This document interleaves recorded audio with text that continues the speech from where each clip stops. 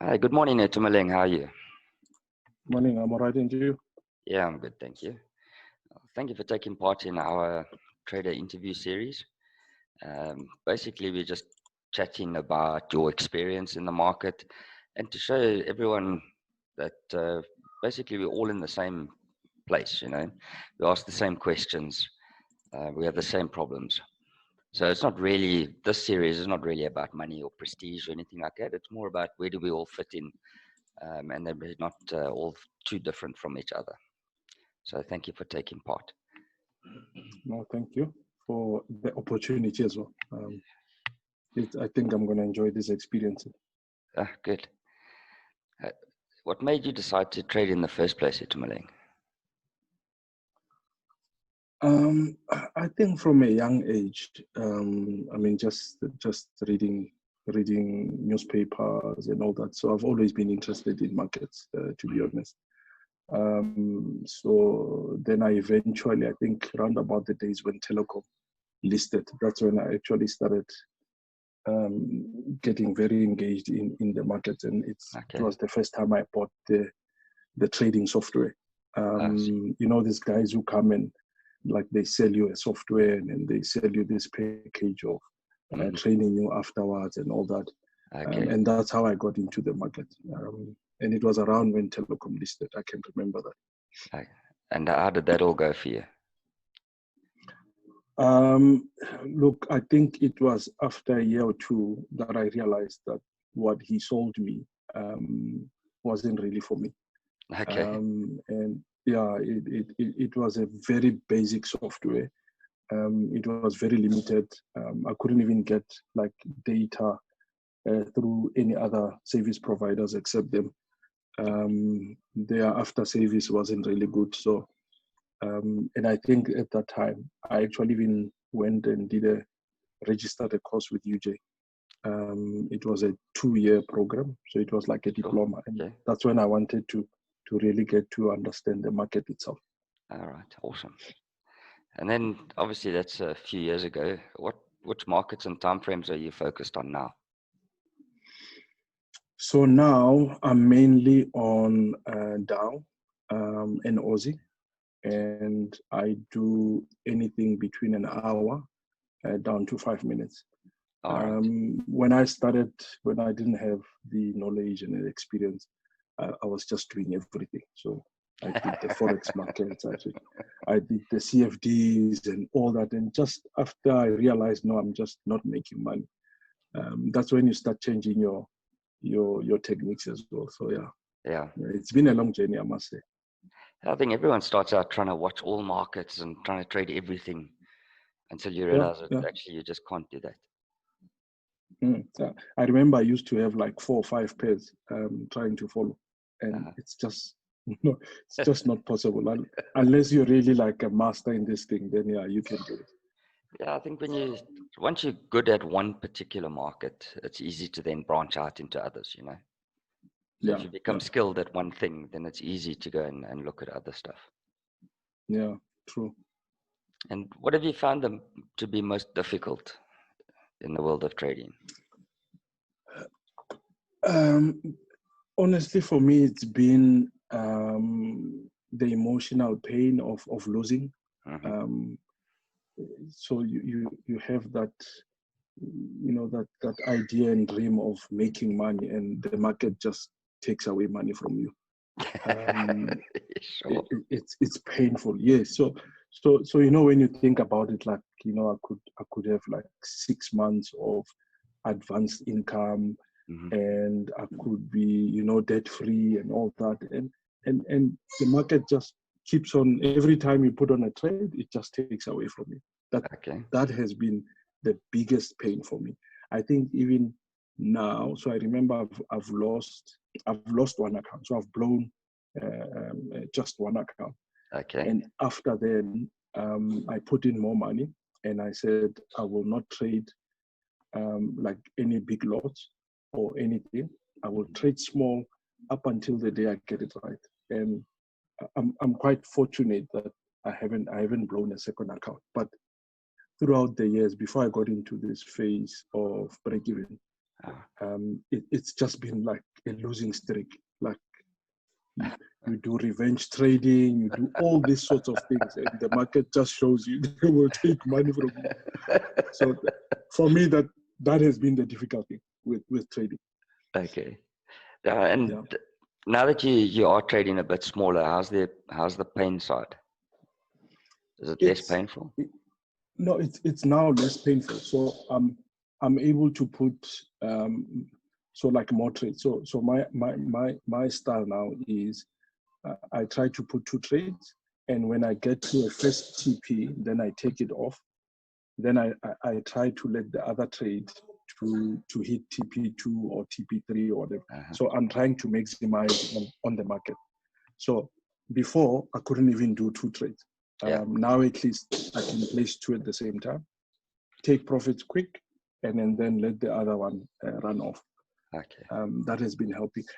I think one of the things, and maybe just to mention this, is I grew up as a child. So my dad used to have businesses, and he had this business of coin games, and I used to master the game. So I'll figure out a game within 2-3 days, and I'll master the game. And with the market, I think I've been trying to apply that method, and it's just difficult.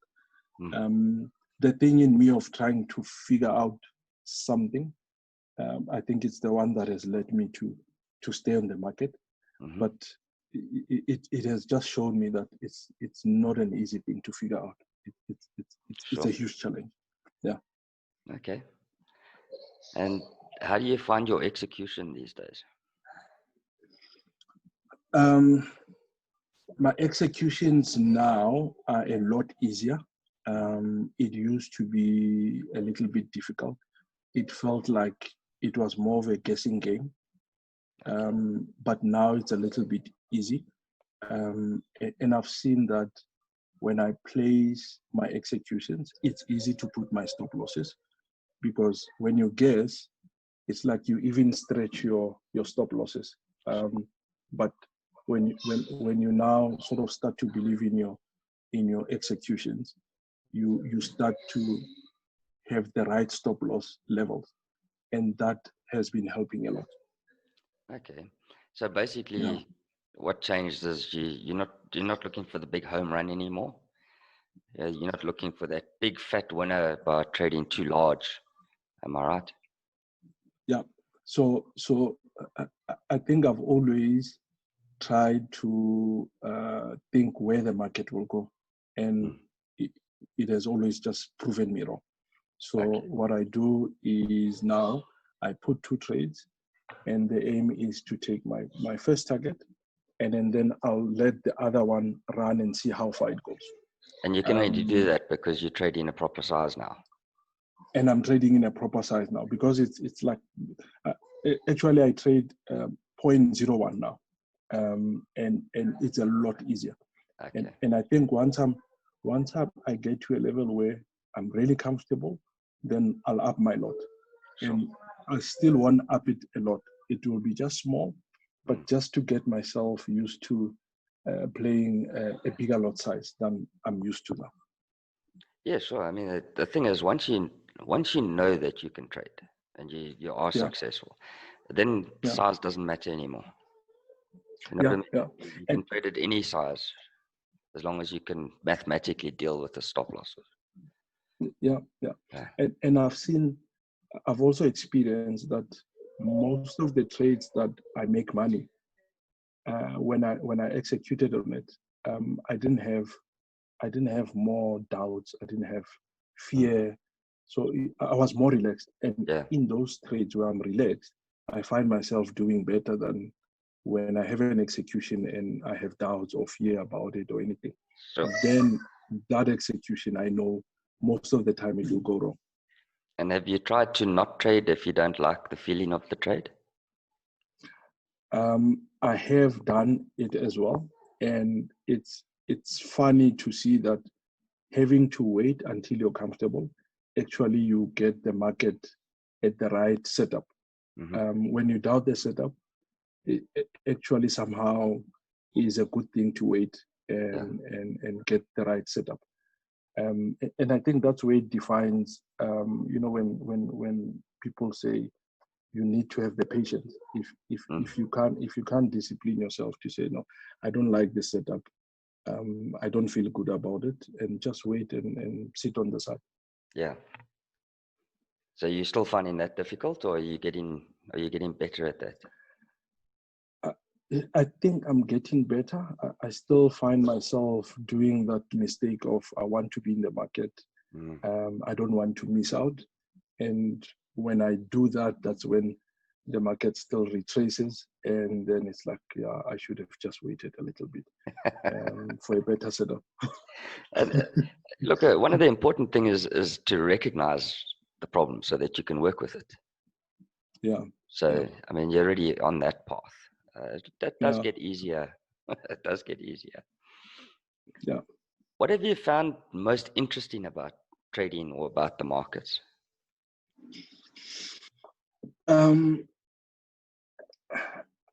I think what I've seen, so in like over the years, I've been trying different things, and whatever method you apply, actually there's some scientific way of actually predicting the market, and I think it's always difficult, but if you get a right method, or and not to say actually a right method, if you stick to your system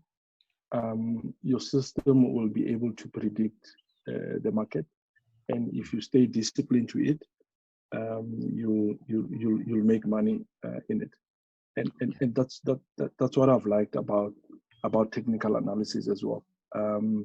When I did the course in UJ, I mean, they teach you both fundamental analysis and technical analysis, and it was weird. Technical analysis only got like 30% in the course material, and then the whole 70% is about fundamental analysis, and I've always been interested in technical analysis. So I've seen that if you stick to a system, a method, whatever oscillator you apply, it will predict the market, and you just need to follow your system. Okay. Very good. What have you found easiest in trading?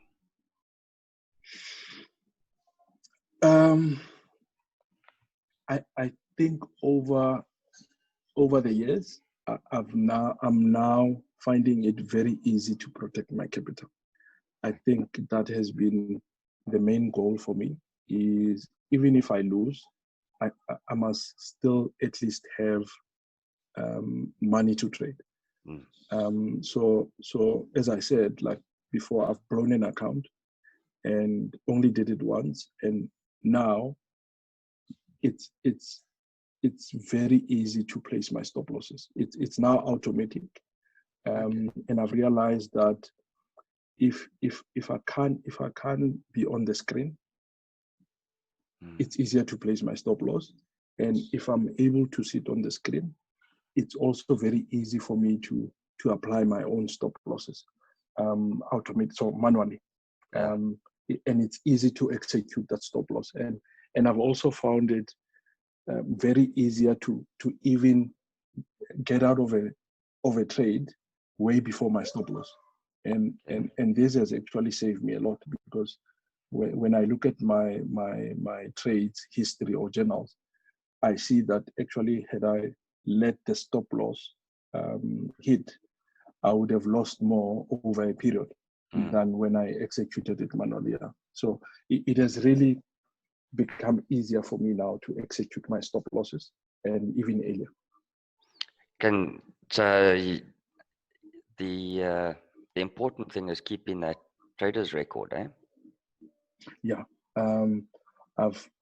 It's been almost a year now that I'm very disciplined in like keeping my journal. So when I take a trade, I actually do a screenshot, and then I send it to myself, and then after a day or so, or over the weekend, I try to go through my trades to understand why did I execute, and did I execute according to my rules, and if not, then I get to to adjust. And I think this is where you get the learning of when do you actually get to execute your stop loss, how easy it is. It becomes easier because now you're starting to learn what you did versus at the time that you executed. Okay. And now you need to start doing that for your profits as well, eh? Yes. So, and Warren, in saying that, it's very awkward that the trades that actually do well are the trades that I take my profits early. Yes. And the trades where, well, before I used to hold on losing trades, and that is no more. Okay. But it's funny enough when so an example, I would have 2 streaks of losses or 3. And then I get to the right trade. Okay. Just when I recover my losses, then I get this feeling of I need to get my profits before the market turns. Okay. And that's exactly the trade that actually should be making money. So, and it turns out to be the one that goes my direction and way beyond. But now I take my profits because I had 2 streaks of losses. All right. And do you keep a record of what happened to the market after you exited at a profit? So I would say I haven't been doing that a lot because my records has been more focusing on my execution and stop losses. And I think now going forward, I should start looking at how far did the market go? Why did I get out at the target that I executed instead of waiting more, for the market to run. All right. Well, that is your next step to get out of this break-even situation, eh? Yeah. And also, while you're doing that, make a note of longs versus shorts. So which trades are more likely to hit, let's say, target 2, target 3? Yeah. Because that's quite important to know that if you're long, that might take longer, but it's more likely to hit a target. Whereas shorts might happen quicker, but less likely to hit target 2, for instance. It's quite important to know that from your execution point of view. Okay. Yeah, so and I've also in what you just said, I've seen that a falling market falls twice the speed of the market going up. So it takes longer to go up, and it takes almost twice or thrice the amount of time it takes to go down. Sure. Which is quite interesting. So in what you said, I think I will apply that. Yeah, start looking at that. Because remember, what we really, as traders, when we keep a record, what we're really trying to decide is what does the market do after I've executed.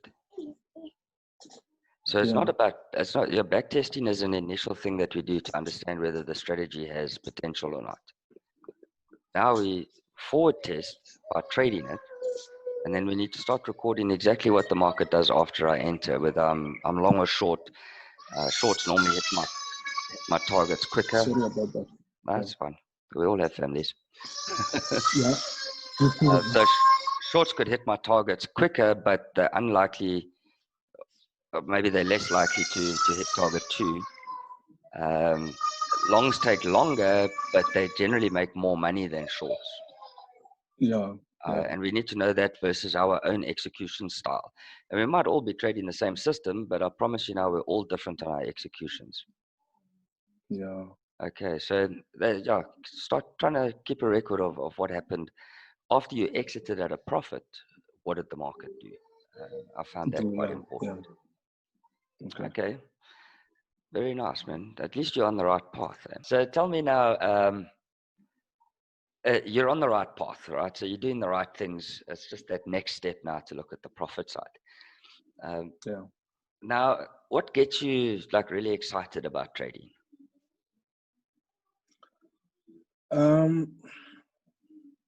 I think mostly is, since I've been in this break-even sort of phase, it's more seeing that the setups actually works out.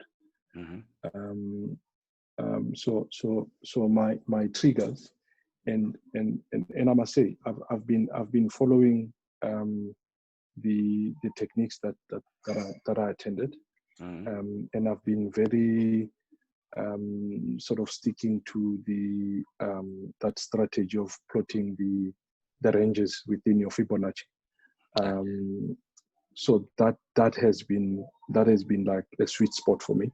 Yeah. And then also I've been applying these three stochastic formulas of that 11, 22, and 33. So when they group, I've been using that as an execution point. So when I see them grouping at the top, I start looking at turning points.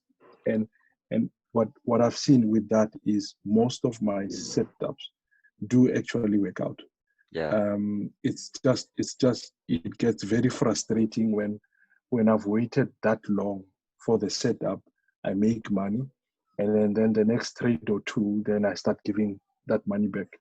Okay. Or I've gone into the trading execution, so using the Fibonacci, grids, and I get out quickly.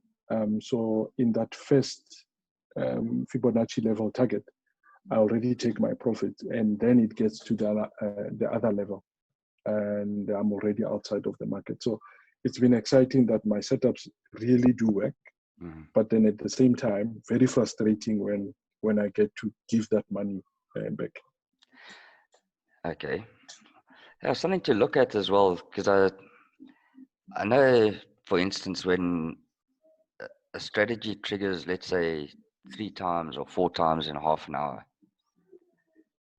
that you could be right on the first one, maybe the second one, and then the third, fourth, and fifth one fail. So it's something to take a note of if there is a pattern in that failure, so that you know how to mitigate it. If there's no pattern, then it's a random thing. Then it's difficult to find that sweet spot. But often those things will work at proper turning points, and then they start to fail at the interim turning points. So remember, there's retracement and reversal. So you might find that the retracements are failing, but the reversals are working.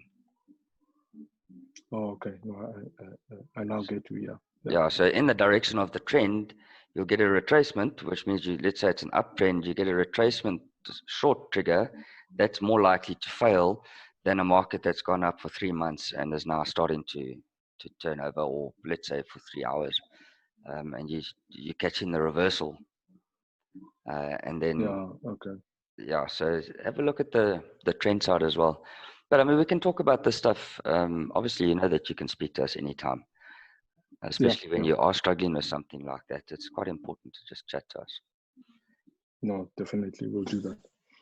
Have you put a percentage of capital target in, or maybe a points target, something along those lines?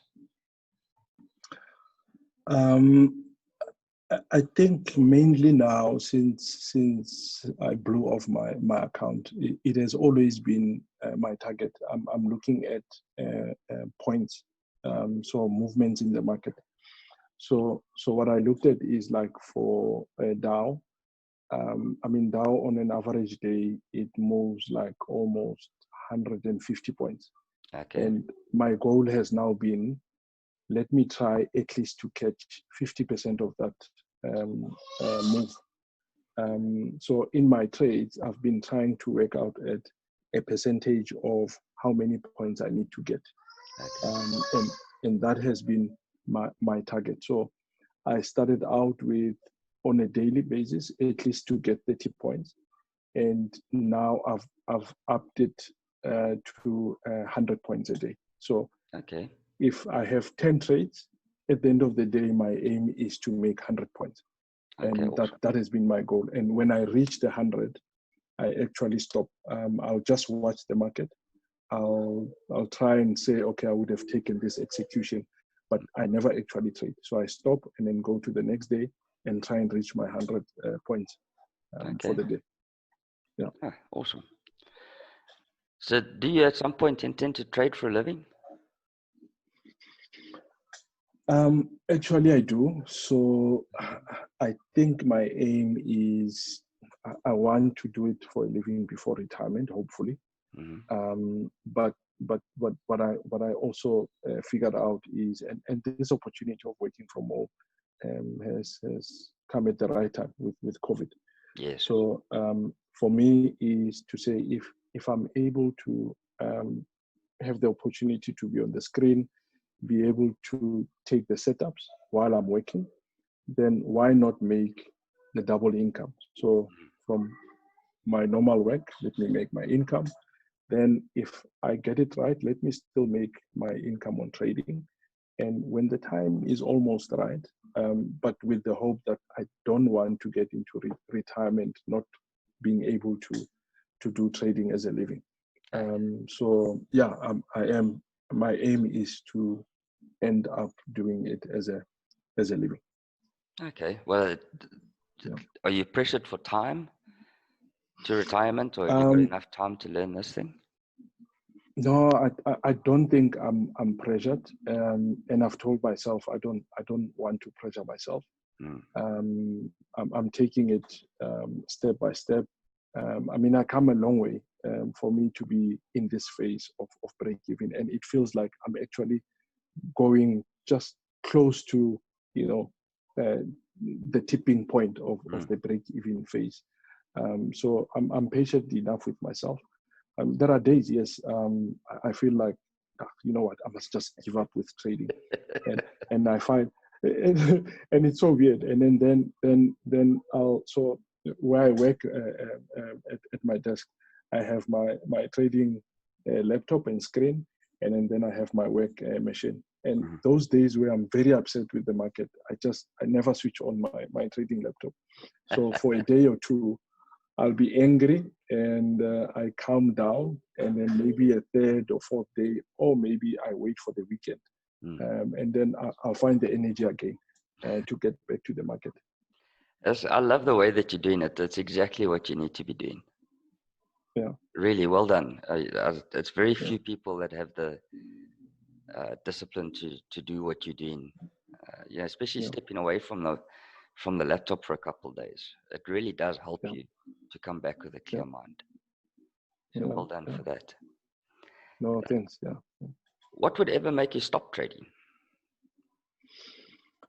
I think if I were to blow my account again, it will be a very difficult pain to deal with, and it will be very difficult to come back from that. Okay. I've been able to maintain the second account, and I'm quite happy it's not even close to being blown out. And I think the other advantage that I had over the few years, especially when I was losing, is I figured out how to claim from SARS. Okay. So, because of if you're trading derivatives, you're now categorized as a trader. Yes. And by that, you're able to claim any expenses that are related to your trading. Sure. So that has actually kept me going for a while, up until I got into the stage of break-even. Okay. So I think for me, if I were to blow the account again, it will be very difficult to come back from that. All right, interesting. Just remember, we always prefer to pay SARS 5 million rand a year, hey? True. True. So I've always been, there's this term of tax evasion, which is illegal, but then there's tax avoidance, which is actually using the rules and the tax laws to reduce your payable tax. So I think for me, it's been quite a fortunate thing that I figured that out on how to claim on my tax. Well done. Yeah. Are you married? I take it you're married. Yes. I'm married. Have a 2-year-old boy. Okay. And then I have two older kids, so I was very naughty. So my dad is a pastor. So when I was growing up, I was very, very, very naughty. Yeah. So I have two older daughters. They're now done with their varsity, and Okay. one actually also left home because now she has full employment. She's much independent. So Okay. I'm left with the younger one. And I'm also fortunate that I have a boy because I had two girls. Okay. So now, yeah, hey, it's been a very good experience, I must say. Oh, that's It's very excellent. different. You're gonna Yeah, learn to play yeah. football again. Yeah, now I have to go play football again. He's enjoying some of the games that I play on my iPad. You can see he's very excited about it. So Yeah. I'm looking forward to the PlayStation games and Oh, nice. all that kind of stuff. Yeah, yeah. Yeah, you're gonna buy a PlayStation for your son, eh? Yeah, I'll be buying it for my son, but I'll be the person who's mostly benefiting out of it. Yeah, no, kids are lovely, eh? No, they are. He's So they're even better when they he's grow up. also one. Yeah, and he's also even when I'm mad with the market. I mean, the best way to get over it is spend time with them, Yeah. and by the time you come back, you like on another level. So they're very great. They're great. Awesome. What does your Yeah. wife think of this trading thing? I think when we met, even before we got married, she probably thought that because this trading thing is like everywhere, everybody's talking about it, and Yeah. she probably thought that I wasn't really serious about it. But over the years, I think she has seen that I'm very serious. I'm very dedicated. She has seen even my diploma I did with UJ as well. And she's been very supportive. I think the only element I see nowadays is when are we starting to benefit out of this training? Because we're giving you a lot of time that you should be spending with us, and you're doing it on training. So can we start getting benefits out of it? So the nice thing is I keep him up to date in terms of my progress as well. Yeah. And she's been really supportive, and I really appreciate that from her. I'm glad to hear that. I was saying to one of the guys, one of my last interview, I think it was the last interview as well. This session of interviews, I haven't done this for many years now, probably about 6 or 7 years since I last did this. Yeah. And in those days, the partners were very anti-trading. Nowadays, everybody that's married has said their partners are very supportive. So I'm finding that a very nice change, because it's very difficult to trade in the first place, to then have a partner who disagrees with your choice.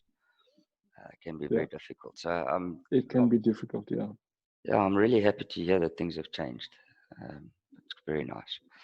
Itumeleng, that brings us to the end of the interview. Thank you so much. It was really interesting listening to you. No, thank you, Warren, for the opportunity as well. And I think I'm also looking forward to, when I don't know what's the plan with the interviews, but just to see, conversations from other traders. I think one of the things that I've learned about trading is it's quite a very lonely journey. So you don't have many people that you can stick by, be close to, talk about in trading. So it will be interesting to see what other traders are going through. I mean, this stuff, you only see it when you buy like a DVD or you check some of the YouTube sort of stuff. And sometimes you even ask yourself, is that person on YouTube a real trader? And we never really know about it. So so it will really be interesting to see real traders and their struggles and what also they have been able to achieve. So I'm looking forward to seeing the interviews put together and how it is. And it's going to be really interesting because you're going to recognize the names. Yeah. Oh, okay. Everyone's going to kind of know everyone. Yeah. Because I think even when we log in on the trading channels, I mean, we can see names, but we can't really, you can't relate to them. Put them to, you can't relate to them. Yeah. So I think it would be nice now to relate even the voice or hearing them. And it would be a good thing. Yeah, I've got another, I think there's another 2 or 3 that I have to do, and then we will start putting them together and releasing them. Oh, okay. That's No, probably looking take another forward to month it. or so. Yeah. Excellent, Itumeleng. Thank you very much, man. I enjoyed it. No, thanks, Oren. Yeah, no, thanks a And lot. don't be scared to talk to us if you're struggling with stuff, eh? Yeah, I think I haven't, honestly, I haven't also been doing that, and I think I'll start to do that. I've been most of the time I'm on the trading sessions, but I think one now needs to start using it because we have that door open for us. So. Well, we worked very hard to make an open forum for everyone to talk to us, and nobody talks to us. Yeah. Or very few. There are some guys, but very few. Yeah. And then also, when we did your the trading, I think you came, was it second day or third day? Yeah. Where you showed us the forex sort of metrics and process that you follow, identifying strong and weak. My goal actually is to also get to that because I've seen it's a long-term thing that you can do. Yeah. But like you said, you need to do the homework before we start engaging you. And I think once I get my current style right, I want to get into the long-term stuff because we can do intraday, but I think it's important to get to the long-term trading. Yeah, it's difficult to do everything at the same time. Huh? So you learn one thing and then move to the next one afterwards. Exactly. Yeah. And that has been my aim. But yeah, I'm looking forward to engaging with you, even not just on the trading sessions, but when I'm struggling with something, I think I need to use the opportunity. No, absolutely. You've got me on Telegram. You just pop me a message and we chat. As well. Yeah. No, we'll do so. Yeah. All right, Itumeleng, thank you so much. Have a great day. Thank you. And I'll see you too. online. Enjoy the weekend. Thanks, you too. Okay then. Thanks, Oren. Cheers. Bye. Bye.